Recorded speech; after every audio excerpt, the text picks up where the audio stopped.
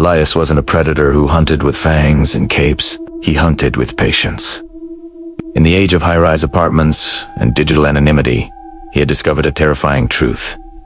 If you are polite enough, people will let the devil right through the front door. One rainy Tuesday, Elias stood outside apartment for B. He didn't look like a monster. He looked like a tired man in a well-tailored suit, holding a grocery bag that was leaking red juice, beet juice, specifically to set the stage. He knocked. Sarah, a freelance designer who hadn't spoken to a soul in 3 days, answered. "I am so sorry to bother you," Elias said, his voice like velvet over gravel. "The bottom of my bag broke. I live in 5B, but the elevator is stalled. May I just set these down for a second while I regroup?" Sarah hesitated.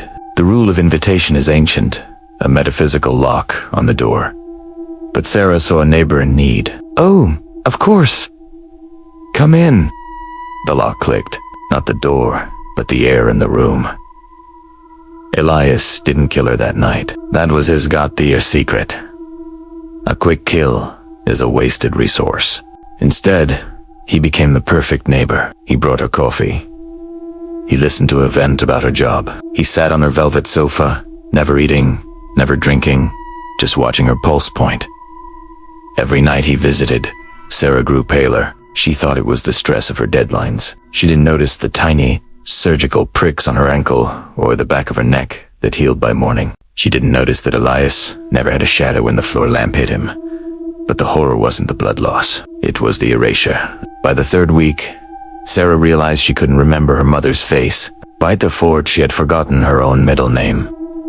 Vampirism, in its truest form, isn't just taking blood. It's taking the life attached to it. Elias was eating her history.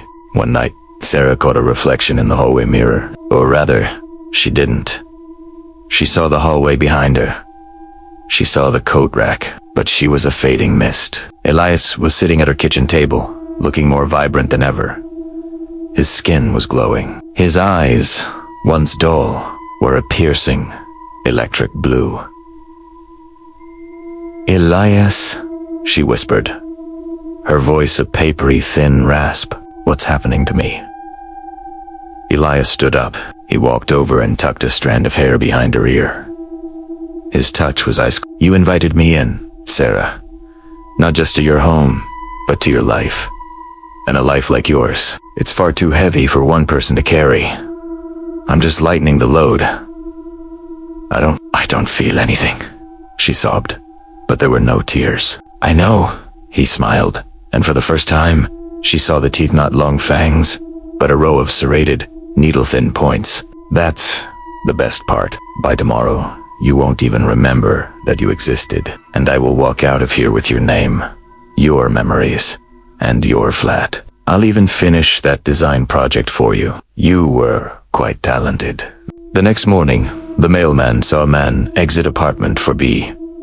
"Morning, Sarah," the mailman called out, confused for a split second. He blinked.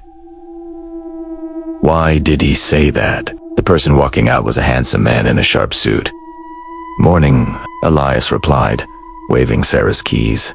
Inside apartment for B, there was nothing but a pile of fine, gray dust on a velvet sofa, which a light breeze from the open window quickly scattered into the carpet. Sarah was gone, not dead, but unhappened. Elias walked toward the elevator, already looking at the door for 4C.